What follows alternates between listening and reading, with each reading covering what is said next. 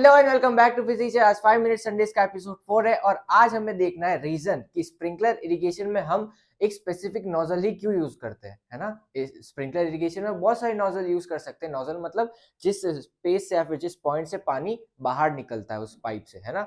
तो वो नोजल हम बहुत सारे यूज कर सकते हैं स्प्रिंकलर इरिगेशन में, लेकिन हम एक पर्टिकुलर नोजल यूज करते हैं। उसका आज रीजन देखते हैं, ठीक है। सो देखो, स्प्रिंकलर इरिगेशन में एक नोजल होती है, वो आपको फोटो दिख रहा होगा स्क्रीन पे। लेकिन एक और ऐसी नोजल होती है, एक ऐसी जो एकदम छोटी छोटी बूंदों में स्प्रे करती है ना। कैसे?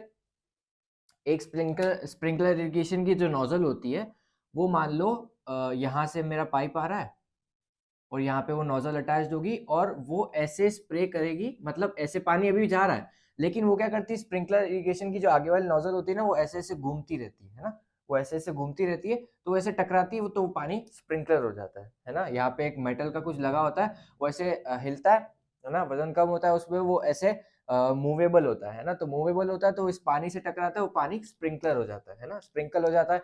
और एक नोजल मेरे पास में ऐसी होती है जो क्या करती है, वो ऐसे छोटे छोटे पार्टिकल्स में स्प्रे करती है।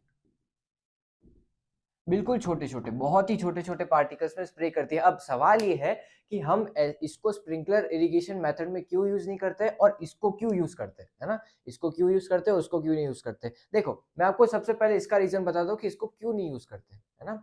ये एकदम छोटे छोटे पार्टिकल्स निकाल रहा है ना, एकदम छोटे छोटे पार्टिकल्स निकाला। हमारा स्प्रिंकलर इरिगेशन का मेथड या फिर जो मेथड है हमारे पास में, उसका मोटो क्या है, कम से कम पानी का वेस्टेज हो और सारी तरफ प्लांट्स में चला जाए बिना किसी मेहनत के, ज्यादा मेहनत नहीं करनी पड़े और आसानी से पानी हमारा चला जाए उस खेतों के अंदर जहाँ पे भी मेरे को पानी डालना है।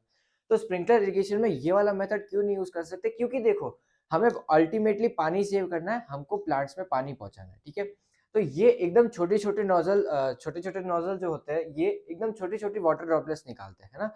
ये जो नोजल है वो बहुत ही छोटी छोटी वाटर ड्रॉपलेट्स निकालता है। अब छोटी छोटी से क्या सेंस है, इतनी छोटी है ये वाटर ड्रॉपलेट्स की अगर मैं इसको स्प्रे करूंगा ना, ये एनवायरनमेंट में वाटर वेपर बन के उड़ जाएगी। पानी खेतों तक जाएगा ही नहीं। अगर मैं इसको स्प्रे करूंगा तो ये हवा में ही उड़ जाएगी वाटर वेपर बन के, है ना। तो ये नीचे जमीन तक नहीं पहुंच पाएगी, इतने छोटे छोटे पार्टिकल्स है। ये सनलाइट एक्ट करेगी या फिर जो भी उस एनवायरनमेंट में गर्मी उस पे एक्ट करेगी और वाटर वेपर बन जाएगी, क्योंकि पार्टिकल्स बहुत ही छोटे छोटे उस वाटर ड्रॉपलेट्स के। इस वाले नोजल से जो बन रहे हैं, इस वाले नोजल से जो बन रहे हैं, वो पार्टिकल्स बहुत बड़े बड़े हैं। अब क्योंकि बड़े-बड़े हो तो उनका वज़न भी ज़्यादा है और वज़न ज़्यादा है तो वो ग्रेविटी की वज़ह से अट्रैक्ट भी बहुत जल्दी हो जाएँगे ज़मीन की तरफ।